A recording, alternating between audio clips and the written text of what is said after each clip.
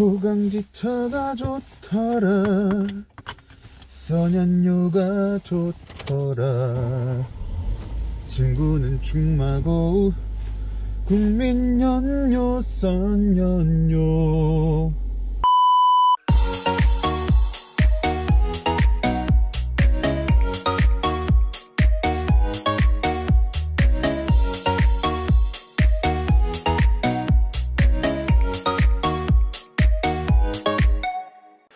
귀에 들리는 대로 꽂혀버리는 강력한 중독성, 이것이 써년료 광고의 강점이죠.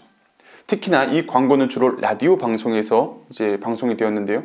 비록 써년료 부탄가스를 사용해 보진 않았어도 이 광고 속만큼은 한 번쯤 듣고 불러봤을 정도로 써년료는 사람들에게 강렬한 인상을 심어줬어요.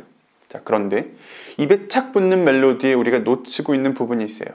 노래의 가사가 전달하는 써년료의 이미지예요. 노래 가사를 보면 조강지처라는 단어와 그리고 중마고라는 단어가 나와요. 이 두 가지 단어를 통해서 써년료의 이미지를 탄탄하게 구축하고 있어요. 이미 오랫동안 알았고 익숙한 이 써년료가 역시 최고라는 거죠. 오늘 말씀 39절에도 보면 이런 말씀이 있어요. 묵은 포도주를 마시고 새 것을 원하는 자가 없나니 이는 묵은 것이 좋다 함이니라. 포도주 역시 오래 묵은 것이 좋다는 거예요. 포도주는 당연히 숙성의 과정을 거쳐야 하니 오래된 것일수록 그 맛과 향이 좋을 수밖에 없어요. 사람들도 당연히 새 것보다는 숙성된 것을 더 선호하겠죠. 우리가 실제로 사용하는 단어들 중에 빈티지라는 단어가 있어요. 본래 이 빈티지라는 말은요, 와인의 원료가 되는 포도를 수확하고 와인을 만든 해를 가리켜요. 이 말이 왜 생겨났냐면 포도의 맛이 해마다 변하기 때문에 그래요. 그 해에 내린 강수량과 일조량, 그리고 그 밖에 포도 농사에 영향을 주는 기후 조건들이 이게 매년 다르다 보니까 어떤 연도에는 와인의 맛이 좋아서 이게 비싸게 팔리기도 해요. 또 어떤 연도에는 와인의 맛이 떨어져서 그래서 싸게 판매가 되기도 해요. 어쨌든 보통 빈티지라고 말하면 오래되었지만 가치가 있는 것을 말해요. 오래되었어도 여전히 우리에게 새롭게 다가오는 거죠. 우리는 이러한 빈티지한 가치를 찾아서 우리의 삶을 채우고 있어요. 하지만 때로는 너무 오래 묵어서 가치를 상실하는 것들도 있어요. 예를 들어서 도로상에 지나다니는 차들 중에 20년을 훌쩍 넘긴 차들이 간혹 있어요. 지금 제가 타고 다니는 차도 13년째 운행 중에 있어요. 나름 오래된 차이지만 저에게는 익숙하고 편해진 차예요. 하지만 언젠가는 이 차를 폐차해야 되는 날이 올 거예요. 차량의 하부가 녹슬어서 도저히 탑승자의 안전을 보장해 줄 수 없는 지경에 이르면 당연히 차를 폐차시켜야 되겠죠. 하지만 그럼에도 불구하고 그 위험한 차량을 계속해서 끌고 다니면 어떻게 될까요? 성경에는 이런 말이 있어요. 새 포도주는 새 부대에 넣어야 할 것이니라. 새 포도주는 왜 새 부대에 넣어야 할까요? 이건 포도주의 특성 때문에 그래요. 포도주의 경우 숙성 과정에서 가스가 생겨요. 때문에 가죽 부대는 어느 정도의 신축성을 가지고 있어야 돼요. 하지만 낡은 가죽의 경우 신축성이 떨어져요. 때문에 새 포도주를 낡은 가죽 부대에 넣으면 가죽 부대가 팽창하는 이 가스를 버티지 못하고 터져버릴 수가 있거든요. 이렇게 되면 가죽 부대도 못 쓰게 되고 그 안에 있던 포도주 역시 버리게 되는 거예요. 자, 그렇다면 예수님은 왜 이런 말씀을 하신 걸까요? 오늘 말씀의 원인이 되는 금식 논쟁으로 한번 좀 들어가 볼게요. 예수님 당시 유대인들의 경우 금식을 자주 했다고 해요. 매주 이틀 정도는 했으니까 많이 하는 거죠. 모세가 하나님을 만나러 시내산에 올라갔던 이 날을 목요일이라고 보고 시내산에서 내려온 날을 월요일이라고 추측을 하는데 이 두 날 목요일과 월요일은 금식을 하는 거예요. 그런데 율법에는 이렇게 금식하지는 말라고 했어요. 오직 유대력 7월 10일 대속제일에만 금식을 하라고 명했거든요.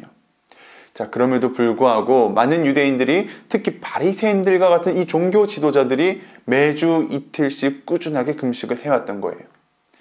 왜 이렇게까지 열심히 금식을 했을까요? 유대의 종교 지도자들에게 금식이란 자신들의 기득권을 유지하기 위한 하나의 도구적 수단에 지나지 않았어요. 종교 지도자들의 권력은 사람들의 존경심에서부터 시작이 되는데 이들은 이 존경심을 유발할 목적으로 율법에서 정한 것보다 금식의 횟수를 늘려서 열심을 내었던 거죠. 이것은 순전히 인간들의 규칙 속에서 금식을 자신의 힘으로 만드는 인간적인 행위였던 거예요. 자, 어쨌든 간에 오늘 본문에 보면 이 금식을 가지고 시비를 거는 사람들이 있어요. 바로 바리새인들과 서기관들이에요. 이 당시 예수님은 제자 레위의 초대를 받아서 잔치에 참여한 상태였어요.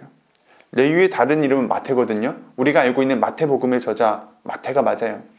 아무튼 예수님과 나머지 제자들은 이 잔치에 참여해서 맛있는 음식들을 충분히 먹고 있었죠. 자, 그런데 그 장면을 바리새인들과 서기관들이 본 거예요. 아마 이들도 같은 잔치에 참여했던 것 같아요. 그냥 자기들끼리 조용히 먹고 가면 될 텐데 예수님을 보고 시비를 거는 거예요. 우리가 집에서 가장 듣기 싫은 소리가 뭘까요? 잔소리요? 글쎄요. 남들과 비교하는 말이 가장 듣기 싫지 않나요? 아, 이번에 엄마 친구 아들은 90점, 100점 맞았다. 장학금을 타왔다더라. 취직이 됐다더라. 결혼을 한다더라. 이런 말을 들으면요, 맥이 탁 풀리기도 하고 화가 나기도 해요. 아무튼 이 종교 지도자 무리가 예수님을 향해서 이런 식으로 시비를 거는 거예요. 요한의 제자들은 자주 금식하고 기도하는데 어제 당신네 제자들은 먹기만 잘 처먹습니까? 이렇게요. 그래서 예수님은 오늘의 이 말씀을 하시는 거예요. 새 포도주는 새 부대에 넣어야 할 것이니라. 여기서 포도주는요, 우리 신앙생활을 말해요. 가죽 부대는 금식과 같은 하나의 규칙을 말하는 거죠. 그러니 예수님께서 하시는 말씀은 이거예요. 너희의 기득권을 유지하기 위한 보여주기식 금식 같은 이 낡은 수단을 이제는 버리라는 거예요. 지금 바리새인들이 보여준 신앙생활은 너무 고루하다는 거죠. 옛날의 전통에 매여서 새로운 것을 전혀 받아들이지 못한다는 거예요. 그렇다면 예수님께서 제시하는 새로운 것이란 무엇일까요? 바로 예수님의 가르침이에요. 예수님께서 새롭게 선포하시는 복음은 과거의 방식으로는 따를 수 없다는 거예요. 결국 복음을 따르는 신앙인의 새로운 삶의 방식이 필요하다는 거죠. 자, 어쩌면 예수님의 이 말씀이 지금을 살아가는 우리들에게 가장 필요할지도 몰라요. 세상은 빠르게 변하고 있어요. 그러나 우리의 신앙생활은 전혀 변하지 않고 있어요. 물론 복음은 변하지 않아요. 복음은 영원해요. 하지만 그 복음을 따라 살아가는 우리들의 모습은 변해야 되는 거예요. 예수님을 처음 믿을 때나 지금이나 똑같으면 안 돼요. 어렸을 때나 지금이나 똑같은 방식으로 신앙생활하면 안 된다는 거예요. 오늘 본문 39절을 다시 보세요. 묵은 포도주를 마시고 새 것을 원하는 자가 없나니 이는 묵은 것을 좋다 함이니라. 사람이 변하지 않는 이유가 뭔지 아세요? 자기가 좋아하는 것을 고집하기 때문에 그래요. 저같이 살찌는 사람들은 먹는 걸 좋아해요. 이 먹는 걸 포기하지 않으면 살은 빠지지 않아요. 날씬한 몸매를 만들기 위해서는 이전에 먹던 것을 포기하고 운동을 하는 새로운 삶의 방식을 살아야만 되는 거예요. 때문에 39절의 말씀은 예수님께서 절대로 좋은 의미로 하신 말씀이 아니에요. 저 말씀은 바리새인들이 고루한 인간의 전통에 매여서 예수 그리스도라는 새로운 복음을 받아들이지 못하는 저들의 고집스러운 삶을 꼬집는 말씀인 거예요. 우리라고 다를까요? 우리의 신앙이 한 단계 성장하기 위해서는 내가 좋아하는 것만 해서는 안 돼요. 내가 좋아하는 것만 골라서 행하는 신앙은 아주 초보적인 단계에 있는 믿음이에요. 진짜 신앙은 내가 좋아하는 것이 아니라 하나님께서 원하시는 것을 선택하는 믿음인 거죠. 그런데 우리는 이걸 안 해요. 이전의 삶이 좋으니 내 뜻대로 하소서가 우리의 믿음인 거예요. 그러나 이러한 초보적인 믿음은 하나님 앞에 복종시키는 훈련이 바로 말씀과 기도라는 거죠.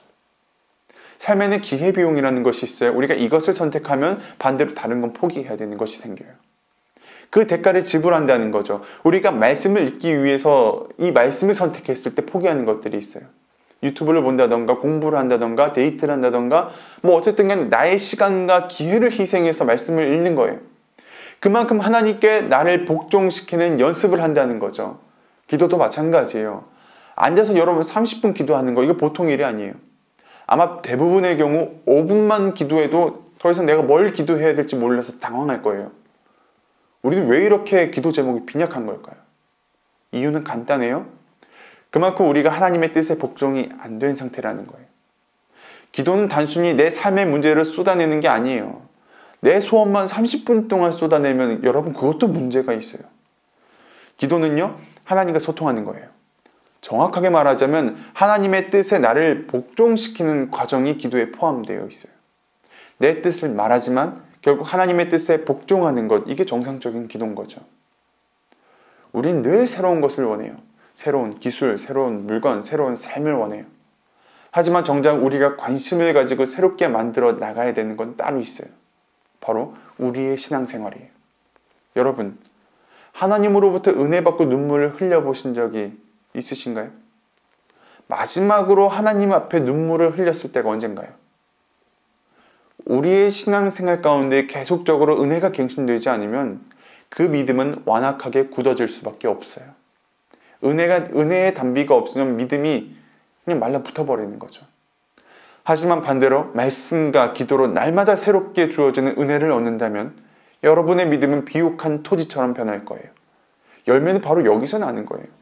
좋은 말과 좋은 행동은 좋은 마음에서부터 시작이 돼요. 마찬가지로 은혜로운 말과 은혜로운 행동은 은혜로운 믿음에서부터 시작이 되는 거예요. 앞으로 저와 여러분이 복음 안에서 은혜로운 사람으로 변화되기를 주님의 이름으로 기도드립니다.